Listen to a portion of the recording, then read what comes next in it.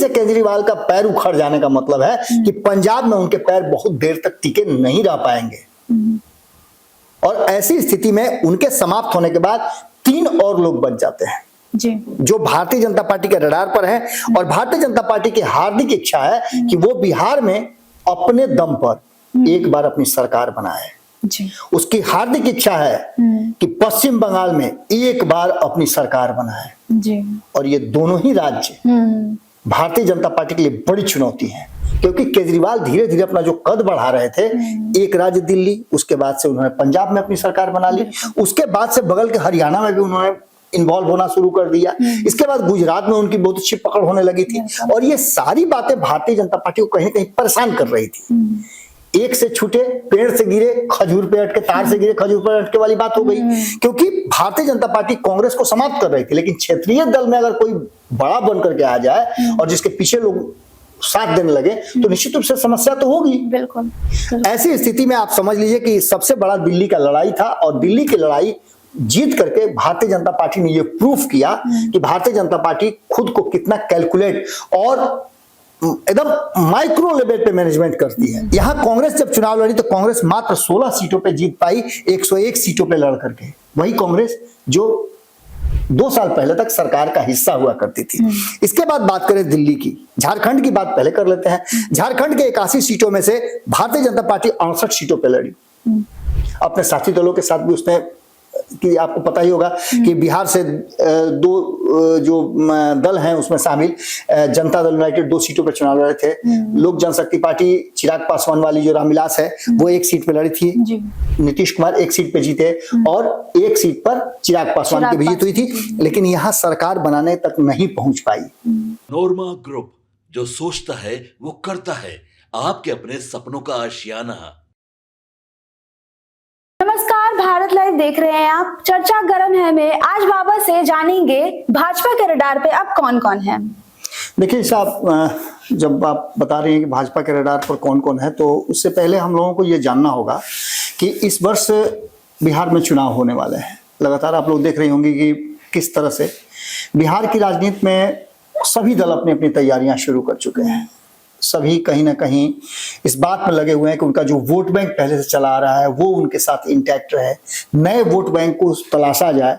और इसमें सबसे बड़ी बात जो है वो भारतीय जनता पार्टी के लिए सॉरी, भारतीय जनता पार्टी को इसलिए दिक्कत हो रही है कि पिछले 20 साल से लगातार आप देख रहे हो कि झोला उठा करके नीतीश कुमार के पीछे पीछे भारतीय जनता पार्टी चल रही है।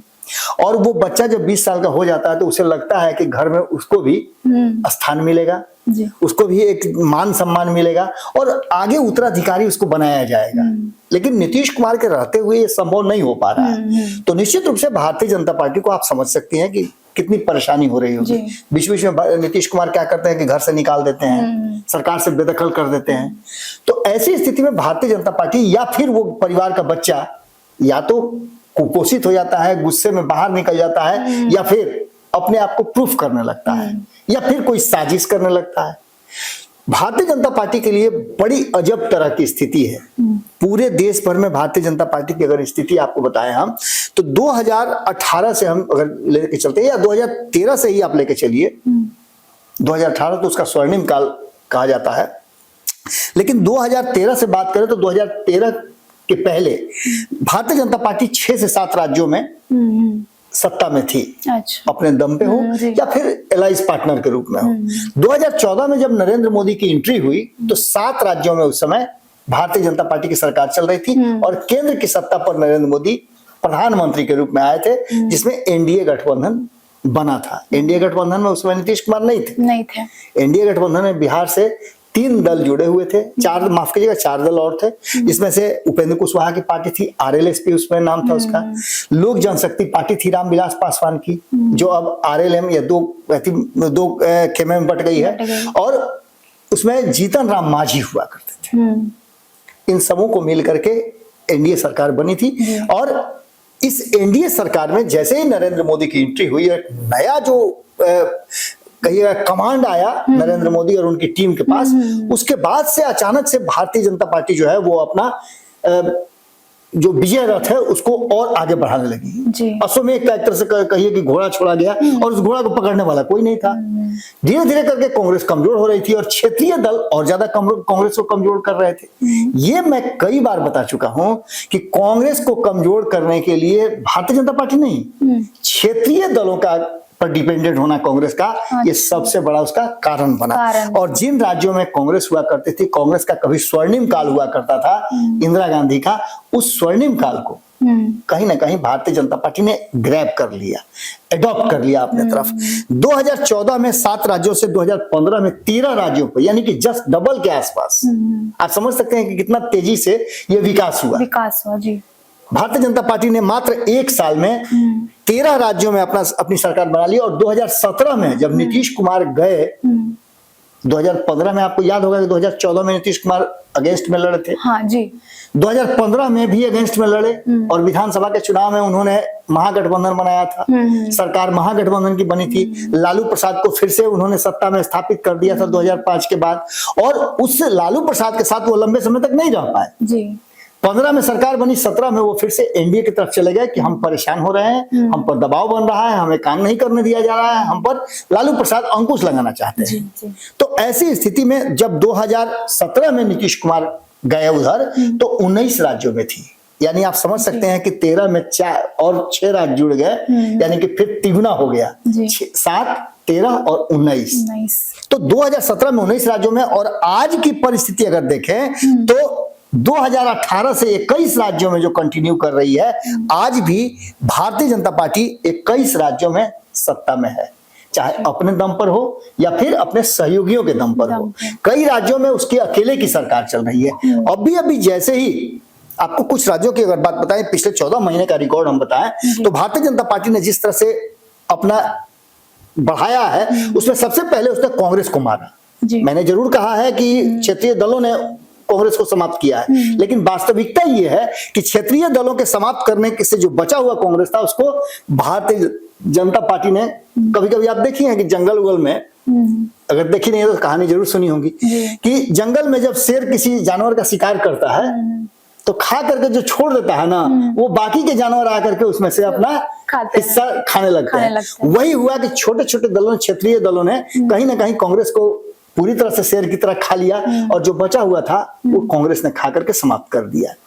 इस स्थिति में आप देखिएगा तो मात्र 14 महीने की अगर हम रिपोर्ट कार्ड आपको दे, यानी 1 साल के थोड़ा ऊपर नीचे, इसलिए कि 2 महीना इसमें हो गया है, तो इस 14 महीनों में 7 राज्यों में भारतीय जनता पार्टी ने अपनी सरकार बनाई है। और कुछ राज्यों के अगर हम आंकड़े आपको दें तो आप देखिए कि यहाँ हरियाणा से हम शुरुआत करते हैं, या उससे पहले जम्मू कश्मीर से भी आप शुरुआत कर सकते हैं। जम्मू कश्मीर 90 सीटों वाला ये विधानसभा है, जिसमें भारतीय जनता पार्टी 62 पर लड़ी थी, 29 जीत करके आई, यानी 47% उसको वोट आया था जी।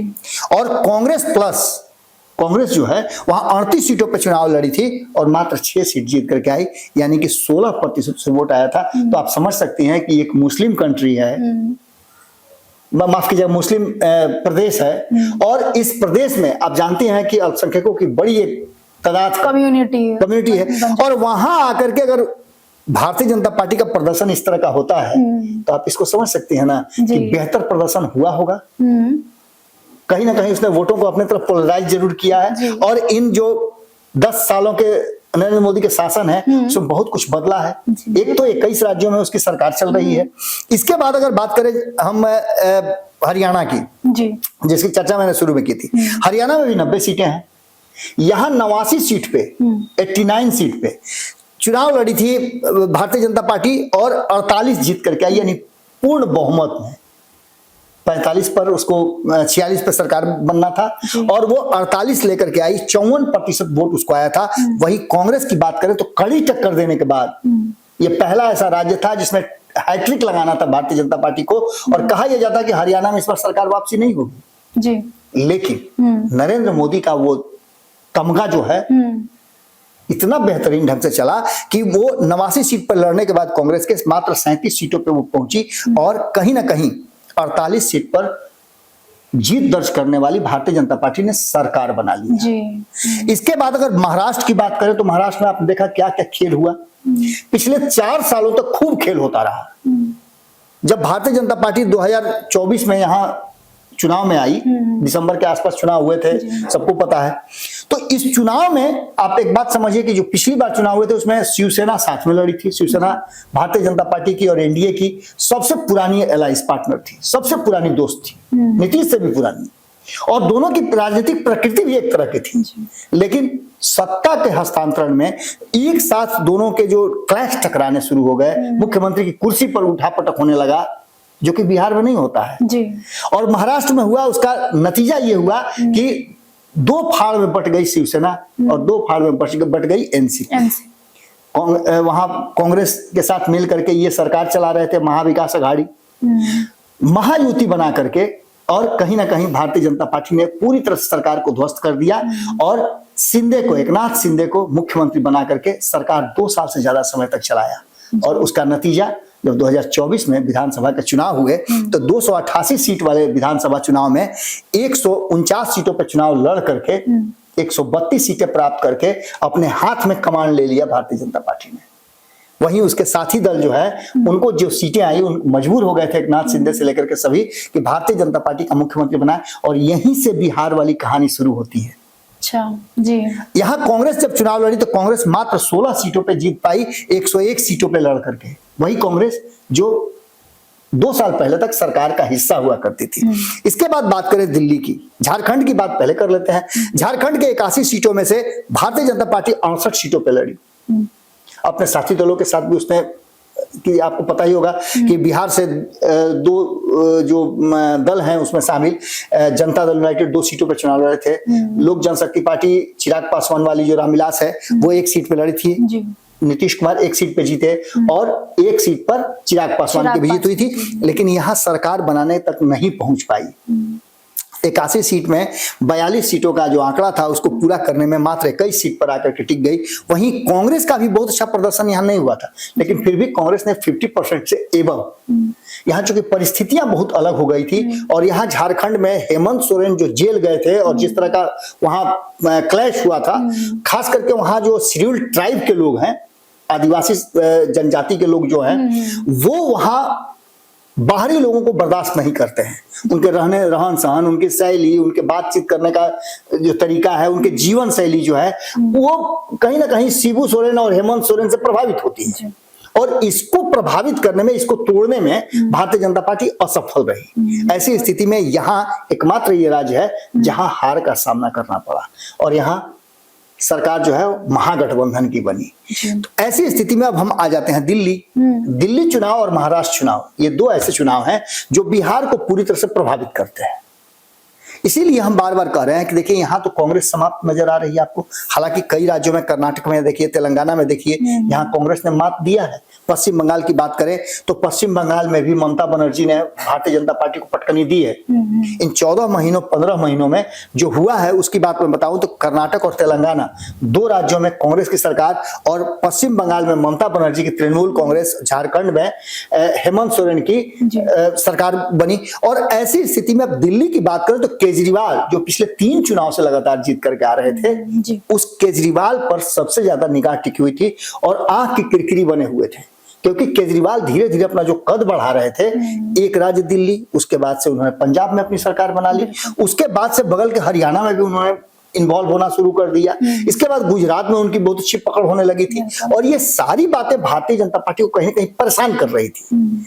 एक से छूटे पेड़ से गिरे खजूर पे अटके, तार से गिरे खजूर पे अटके वाली बात हो गई, क्योंकि भारतीय जनता पार्टी कांग्रेस को समाप्त कर रही थी। लेकिन क्षेत्रीय दल में अगर कोई बड़ा बन करके आ जाए और जिसके पीछे लोग साथ देने लगे तो निश्चित रूप से समस्या तो होगी। बिल्कुल। ऐसी स्थिति में आप समझ लीजिए कि सबसे बड़ा दिल्ली का लड़ाई था और दिल्ली की लड़ाई जीत करके भारतीय जनता पार्टी ने यह प्रूफ किया कि भारतीय जनता पार्टी खुद को कितना कैलकुलेट और एकदम माइक्रो लेवल पे मैनेजमेंट करती है। इसकी बात आपको याद होगा, संपादक नमन मिश्रा जी जो दिल्ली से चुनाव से लौट करके आए थे, दिल्ली चुनाव के दरमियान भी आप लोगों ने तो सुना ही सारी बातों को। उन्होंने साफ तरीके से ये बात कहा कि जिस तरह से micro management Bharatiya Janata party करती है, ऐसा मैनेजमेंट हमने नहीं देखा है। लेकिन आपको बता दें कि कांग्रेस का भी माइक्रो मैनेजमेंट कभी हुआ करता था। कैडर बेस्ड दोनों पार्टियां हैं, कांग्रेस भी कैडर बेस्ड पार्टी है। आज भी आप चलिएगा दूर दराज गांव ग्राम में तो वहां आपको पुराने कांग्रेसी मिल जाएंगे जो टोपी लगा करके आज भी घूमते हैं। और वही हाल है कि आरएसएस की जड़ें इतनी ना मजबूत है इस देश में कि आप कहीं जाइएगा तो आरएसएस का कोई ना कोई बंदा आपको मिल ही जाएगा। तो ऐसी स्थिति में ये लड़ाई दोनों के बीच में चल रही थी। अब ऐसी स्थिति में आप देख लीजिए तो दिल्ली की लड़ाई में कांग्रेस तो पूरी तरह से बाहर हो गई थी। किसी तरह से लड़ाई भारतीय जनता पार्टी लड़ रही थी। इसमें 70 सीटों वाले विधानसभा में पिछली बार 68 सीटें जीत करके आई, उसके बाद 62 सीटें जीत करके आई, और इस बार बिल्कुल स्थिति उसी तरह की थी कि केजरीवाल को हराना मुश्किल था। लेकिन अंतिम समय में जो नरेंद्र मोदी ने दांव खेला और केंद्र की सरकार उनके हाथ में होने का फायदा उनको मिला कि उन्होंने 100 घंटे के अंदर में पूरा का पूरा नक्शा ही बदल दिया और भारतीय जनता पार्टी के यहाँ सरकार बनी। अब इसके बाद हम मेन जगह पे आते हैं जिस बात को शुरू करने के लिए और कहने के लिए हम लोग आए थे इस विश्लेषण में कि भाजपा के रडार पर आपने पूछा था सवाल कि कांग्रेस के बाद कौन है। तो कांग्रेस के बाद सबसे पहले भारतीय जनता पार्टी के रडार पर अगर कोई था तो वो थे केजरीवाल, जिनको समाप्त कर दिया गया है। दिल्ली से केजरीवाल का पैर उखड़ जाने का मतलब है कि पंजाब में उनके पैर बहुत देर तक टिके नहीं रह पाएंगे। और ऐसी स्थिति में उनके समाप्त होने के बाद 3 और लोग बच जाते हैं जी, जो भारतीय जनता पार्टी के रडार पर हैं। और भारतीय जनता पार्टी की हार्दिक इच्छा है कि वो बिहार में अपने दम पर एक बार अपनी सरकार बनाए जी। उसकी हार्दिक इच्छा है कि पश्चिम बंगाल में एक बार अपनी सरकार बनाए जी। और ये दोनों ही राज्य भारतीय जनता पार्टी के लिए बड़ी चुनौती है। कभी कभी ऐसा होता है, आपने देखा भी होगा कि जब जब नीतीश कुमार को यह एहसास होने लगता है कि भारतीय जनता पार्टी अपनी सरकार बनाएगी, उसकी हार्दिक इच्छा है, जिस इच्छा को आपने याद होगा कि विजय सिन्हा ने प्रकट भी किया था कि अटल बिहारी वाजपेयी की हार्दिक इच्छा थी कि हम बिहार में अपनी सरकार बनाएं। और इस बात को लेकर के एक बात आप समझ लीजिए ऐसा कि जो परिस्थितियां बनी है उसमें भारतीय जनता पार्टी भले ही कह रही हो कि हम नीतीश के साथ चलेंगे, लेकिन भारतीय जनता पार्टी को ये बात पता है कि 2029 में 1 नेशन 1 इलेक्शन जब होगा उससे पहले बिहार में अगर उस सत्ता में नहीं आ सकी तो उसके लिए बड़ी मुश्किल होगी। 2025 में 2 राज्यों में मात्र चुनाव थे जी। एक दिल्ली जो हो चुका और दूसरा बिहार जो होने वाला है अक्टूबर नवंबर में। इसके बाद 2026 में चुनाव होने वाले हैं। 2026 में पश्चिम बंगाल में, असम में, केरल में, तमिलनाडु में और पुडुचेरी में चुनाव होने हैं। 2029 के पहले की मैं बात कर रहा हूं और मैं बात कर रहा हूं 1 नेशन 1 इलेक्शन के पहले। इनमें से कई राज्यों में, जैसे असम में सरकार भारतीय जनता पार्टी की, केरल में, तमिलनाडु में उसकी सरकार नहीं है, पुडुचेरी में उसकी सरकार है। बाकी अब बात करें तो 2026 के बाद 2027 में भी कई राज्यों में चुनाव होने हैं, जिसमें गोवा में, यूपी में, पंजाब में, उत्तराखंड में, गुजरात में, हिमाचल प्रदेश में, इन सभी राज्यों में चुनाव होने हैं। और ये अधिकांश राज्य जो हैं वो भारतीय जनता पार्टी के पास है। तो ऐसी स्थिति में आप समझ सकती हैं कि जो संपत्ति आपके पास है, आपके पूर्वजों ने छोड़ दिया है आपके लिए, सबसे पहले आप उसको बचा करके, उसको समेट करके रखना चाहती हैं, तब आगे आप कोशिश करते हैं कि और क्या कमाएं। भारतीय जनता पार्टी के लिए ये चुनौती अपने राज्यों को बचाने की पहले है। उसके बाद जिन राज्यों में चुनाव हो रहे हैं या जिन राज्यों में भारतीय जनता पार्टी अब तक अपनी पैठ नहीं बना पाई है, हालांकि आपको याद होगा बिहार में 20 सालों से मैं बता रहा हूं, अगर कुछ छोड़ दिया जाए, मैं 2 साल और करीब 17 महीना, यानी कि आप मिला जुला करके कह सकती हैं कि 4 साल के आसपास जो है, 3.5 साल से 4 साल के बीच में सिर्फ भारतीय जनता पार्टी अलग सत्ता से रही है। बाकी 20 साल में लगातार वो नीतीश कुमार के पीछे पीछे सत्ता का हिस्सेदार रही है, 2005 से लेकर के 2025 तक, आज के डेट तक, टिल डेट। अब ऐसी स्थिति में जब ये बात हम आपसे क्या सामने कह रहे हैं, तो ये बात हम अलग अलग भारतीय जनता पार्टी के लोगों के मन को टटोल करके, उनसे इंटरनल बात करके, ऑफ द रिकॉर्ड उनकी जो बात होती है, हर हाल में वो चाहते हैं कि उनका एक बार मुख्यमंत्री बन जाता बिहार में। और इसके लिए वो किसी भी स्तर तक जाने के लिए तैयार है, लेकिन नीतीश से दुश्मनी मोल लेना नहीं चाहते हैं, क्योंकि नीतीश जब जब दुश्मनी मोल लिए हैं तब तक ये 2 लोग जो हैं, लालू प्रसाद और नीतीश कुमार, आपस में मिल जाते हैं और भारतीय जनता पार्टी सत्ता से बेदखल हो जाती है जी, रेपुटेशन बचाने के लिए। अब सबसे बड़ी बात ये हो गई है कि लालू प्रसाद और नीतीश कुमार को एक साथ यदि नहीं समाप्त करते हैं आप, तो आप ये समझ लीजिए कि आपके लिए बड़ा मुश्किल होगा बिहार की गद्दी पर बैठना और दोनों को एक साथ समाप्त करना है। तो इसके लिए आप देखिए कौन कौन सा तीर अस्त्र शस्त्र चल रहा है। सबसे पहले तो आप देख रहे होंगे कि लालू प्रसाद को समाप्त करने के लिए एक शख्स बड़ी लंबे समय से, पिछले 2.5 साल से लगातार पदयात्रा कर रहा है। आपने देखा होगा कि किस तरह से प्रशांत किशोर पदयात्रा करते हुए अपनी पार्टी बना लिए और 4 सीटों का जो उपचुनाव हुआ था उसमें उन्होंने अपनी ताकत दिखा दी। उन्होंने हरवा दिया राष्ट्रीय जनता दल को। तो यहां आकर के कहीं ना कहीं लालू प्रसाद को डैमेज होता हुआ आप देख रहे होंगे। यही कारण है कि लालू प्रसाद जब ये बात कहते हैं कि अब एनडीए की सरकार हम लोगों के रहते नहीं बनेगी, इसका मतलब वो ये अब हम लोगों में अपने आप को सिर्फ नहीं कहते हैं, वो नीतीश कुमार को भी जोड़ के अपने साथ लेके आते हैं और कहते हैं इसलिए कि भारतीय जनता पार्टी को डरवाते हैं। जी। अब इस पूरी स्थिति में ये दोनों अगर समाप्त हो गए तो भारतीय जनता पार्टी की सरकार यहां बन सकती है। लेकिन दोनों को एक साथ मात देना, आप कितने भी बड़े पहलवान हैं लेकिन 2 आदमी अगर आपसे लड़ रहा हो तो आपके लिए मुश्किलें पैदा करेंगे और इस मुश्किल से निकलने का रास्ता खोजा जा रहा है। तो रास्ता में आपको हमने बताया कि एक तो प्रशांत किशोर नजर आए, दूसरा नागमणि कुशवाहा को खड़ा देखिएगा आप। नागमणि कुशवाहा भी एक बड़े फैक्टर हैं। अगर उनको नहीं साध पाए नीतीश कुमार तो कुशवाहा का बहुत सारा वोट उनके पक्ष से खींच लेंगे वो। दूसरा आईपी गुप्ता को सामने खड़ा करके उनके लोगों से, उनके समाज से, तांती तत्वा और पान समाज जो है उस समाज से आरक्षण आप छीन लिए। आरक्षण की लड़ाई देख रहे हैं कितना लंबा चल रहा है। इसके लिए क्या क्या नहीं हुआ है इस देश में। आरक्षण के लिए, उसके बाद मंडल कमीशन लागू होने के लिए, आरक्षण की सीमा बढ़ाने के लिए, आरक्षण की सीमा घटाने के लिए, इन सभी बातों को लेकर के क्या क्या नहीं हुआ है। और जो वर्तमान परिस्थिति बनी है, आप किसी का आरक्षण छीन लीजिएगा तो निश्चित रूप से वो चोटिल सांप न होगा तो आपको डसेगा ही ना।